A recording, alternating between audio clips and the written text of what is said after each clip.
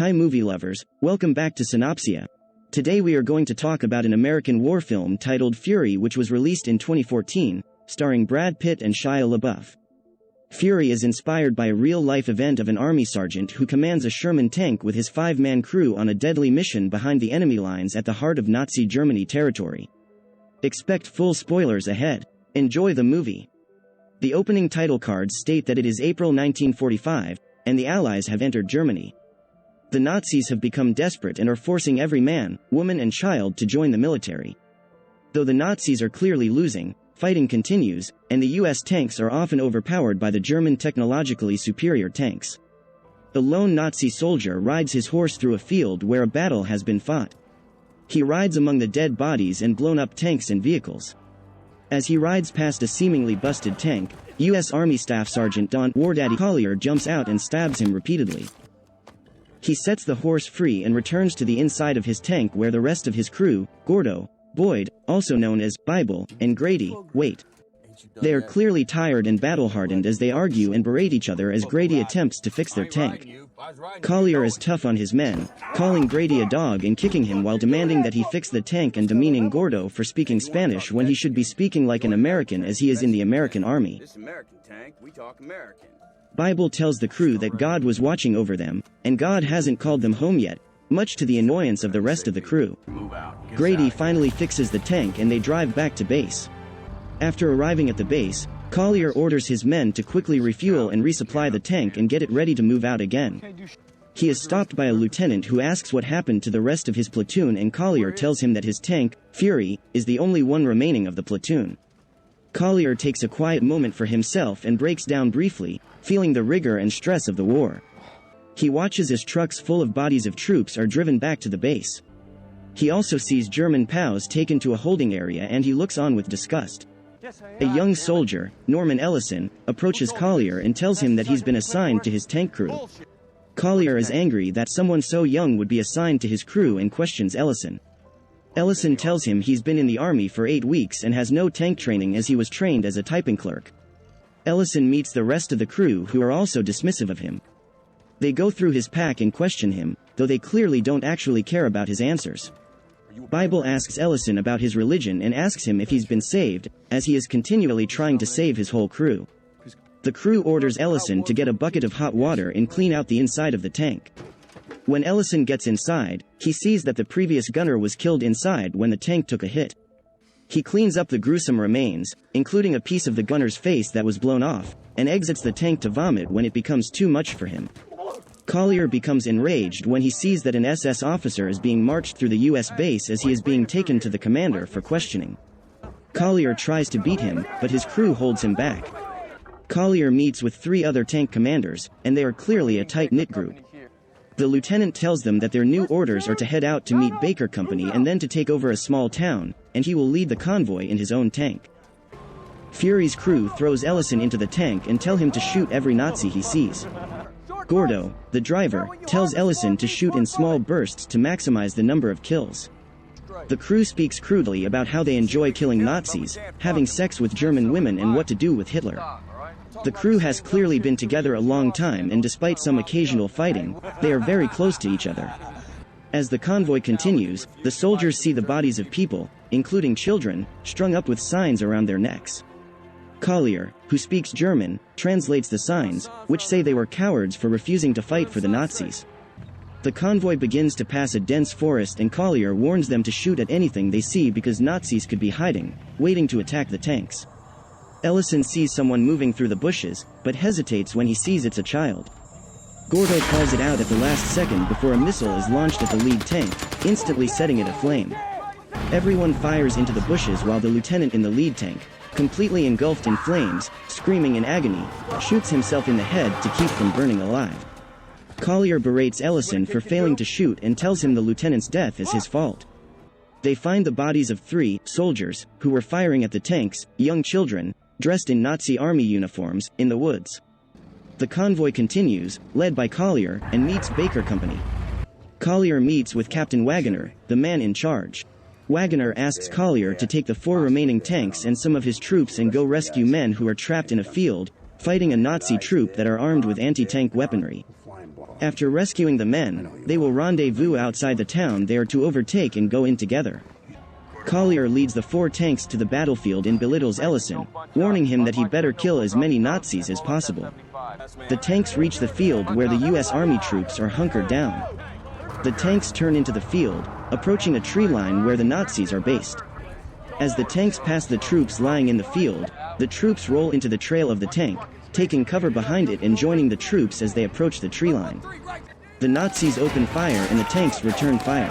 Again, Ellison hesitates to shoot, and when he does, he misses wildly and takes far too long to reload his gun. The rest of the crew is a well-oiled machine, loading and reloading the missiles over and over again. The Nazis fire anti-tank missiles, and the US tanks fire back furiously to take them out before they are killed. One of the tanks is hit and the crew is killed. The troops run out from behind the tanks to enter the fight, and soon, the battle is over with all the Nazis killed. However, the troops find one Nazi soldier in the woods and bring him to the center of a circle of soldiers. They all laugh as they shove him around and taunt him. The Solider begs for mercy, showing pictures of his wife and children to Collier. Collier orders him to his knees and drags Ellison out of the tank. He gives Ellison a handgun and orders him to kill the Nazi. Ellison refuses to do so, saying he's unarmed and surrendering, and Collier hits him over and over, telling him that he's endangering the soldiers if he refuses to do his job, which is killing Nazis. Collier tells him that the Nazi's job is to kill him, and it's his job to kill the Nazi, so he has to choose whether he will kill or be killed. Ellison sobs and tells Collier to kill him as he can't bear the war. Collier takes Ellison in a chokehold and puts the gun in Ellison's hand, putting his finger on the trigger, and then puts his own finger on top of Ellison's finger on the trigger. He keeps trying to get Ellison to do it himself, and then finally Collier pulls the trigger over Ellison's hand. The other men stand around and cheer. Ellison is traumatized over what's happened, and the Fury crew tries to calm him down. They speak to him kindly, giving him coffee and telling him about the fears they all faced when they first joined the crew. They tell him that Collier is a hard man, but they wouldn't fight with anyone else, and they've been together as a crew since the beginning of a war, which is highly unusual. Collier reappears and in a more compassionate way tells Ellison he should rest and get something to eat. They continue to the town where they reconvene with Wagoner and the rest of the troops. They slowly go through the town, expecting German soldiers to be laying in wait to attack them. Collier asks an elderly German man walking about where the soldiers are hiding, only to watch him be shot through the head by a sniper, setting off the battle. They encounter pockets of Nazis hiding in various buildings, firing on them with tank missiles and gunfire. After firing a missile through one building, several Nazi soldiers come running out, screaming in agony as they are on fire. Several US soldiers just watch them burning alive until Ellison finally guns them down. Gordo congratulates him on his first kill, but tells him that he should have let them burn to death. They continue through the town until they come to a building where a German man holds out a white flag. Collier calls the man out and the German man tells him that the soldiers inside want to surrender. Collier agrees to let them exit the building with their hands up. More children in army uniforms run out of the building, followed by an adult wearing an officer's uniform. Collier asks the German man if the officer is the one who's been stringing up children along the road. The German man nods. Collier orders one of the troops to kill the officer on the spot.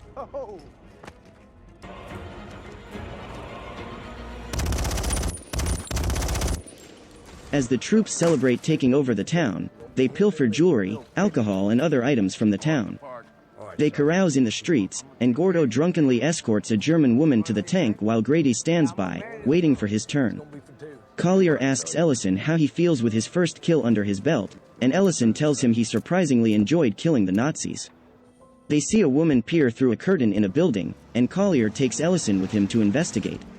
Collier forces his way into the apartment and asks the woman if she's hiding soldiers, and she nervously tells him that he's not. He searches the apartment, before finding a beautiful, young woman, the woman's niece, hiding under the bed. They are both trembling with fear. Collier tells Ellison to lock the door and tells the women to sit down. He speaks to them calmly in German. He tells the older woman, Irma, to bring him hot water. He gives the younger woman, Emma, 2 packs of cigarettes as a gift. He also gives her 6 eggs, to prepare for them to eat. Irma and Emma calm down as it seems that Collier and Ellison are not there to hurt them, and they prepare lunch for the men. Ellison sits at their piano and demonstrates that he is a skilled player. Emma is charmed by his playing and sings along to it, while Collier washes his face and shaves in the basin of hot water Irma has prepared. Emma and Ellison see that Collier's back is covered in gruesome scars. Collier catches them looking at his back, and he tells Ellison that Emma is a nice, clean girl and he better take her into the bedroom, or he will. Emma takes Ellison by the hand and leads him into the bedroom. Irma tries to stop them, but Collier tells her to leave them alone as they're young and they're alive. Ellison tries to break the ice by reading Emma's palm, which his grandmother taught him to do, even though she doesn't understand English. He tells her she has the rare mark of Solomon's ring, as he does, meaning she is kind and helpful. Her love line indicates that she will have one great love in her life. He kisses her gently, and she pulls him onto the bed. After exiting the bedroom, they find Collier sitting at the table, reading a newspaper. Irma continues to prepare food. Ellison and Emma sit down with coffee and they all seem to be enjoying the quiet, civilized moment. The rest of the Fury crew barges in, clearly put off that they weren't included. Grady and Gordo are both very drunk and start harassing Emma, who starts crying. They tell Ellison he should go have a turn with the German whore they left in the tank and they'll take turns with Emma. Ellison tries to fight Grady off, who pours his beer all over him and slaps him around. Irma fetches some shot glasses and liquor, trying to placate the men. They drink together, though Grady, Gordo and Bible remain hostile. Collier remains quiet, reading his paper. Irma gets more plates out and serves the eggs. Grady takes another egg and Collier chastises him calmly, telling him that the egg was for Emma, and Collier passes a plate to her. Emma cries quietly off to the side, so Grady goes up to her and grabs her egg and licks it and tells her to enjoy her egg. Collier trades plates with her and eats the egg. He tells the crew that they can try to ruin it all they like, but he's going to enjoy this quiet moment. A Solider enters the apartment and tells Collier that Wagoner wants to speak with him. The crew gets up to leave, but Ellison tries to talk to Emma, asking for her address so he can write to her. She tearfully embraces him, but Grady drags him away as they reach out for each other. Wagoner tells Collier that a pilot saw German troops marching toward a U.S. supply base where many medics and supplies are stationed. However, the pilot cannot report anything about the number of troops or vehicles or anything as he was being shot at, so they have no idea what they will be up against. He wants Collier to take Fury and the other two tanks up to a crossroads and to keep the Nazis from disrupting the supply chain, which would be a huge loss to the U.S. Army. Meanwhile, an air raid hits the small town and everyone takes cover. When Ellison emerges from under the tank, he sees that Emma and Irma's building has been reduced to rubble, but he runs to it, hoping to rescue Emma. Grady taunts him viciously, asking if he's Jesus Christ and can raise people from the dead, and if not, to leave the bodies alone. He sees Emma's dead body and returns to the tank, crushed. The three remaining tanks head to the crossroads, but come under fire from a superior German tank. The three U.S. tanks charge the German tank from across a field. The German tank takes out two of the tanks, leaving only Fury.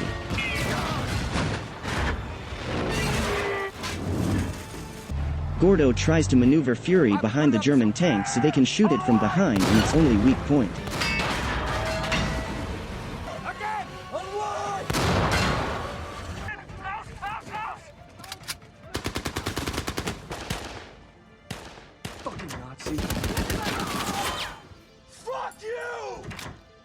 They finally take out the German tank, but they are left alone with a busted radio. Bible tells the men again that God was watching over them and wasn't ready to call them home. Gordo angrily asks Bible what God is doing while watching their fellow troops die. They continue on to the crossroads, and as they are about to approach the top of a hill, they run over a mine by a farmhouse, disabling the tank tracks.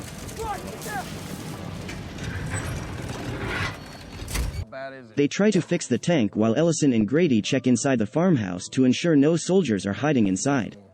Inside the farmhouse, they find that it's been turned into a makeshift hospital, but everyone has died.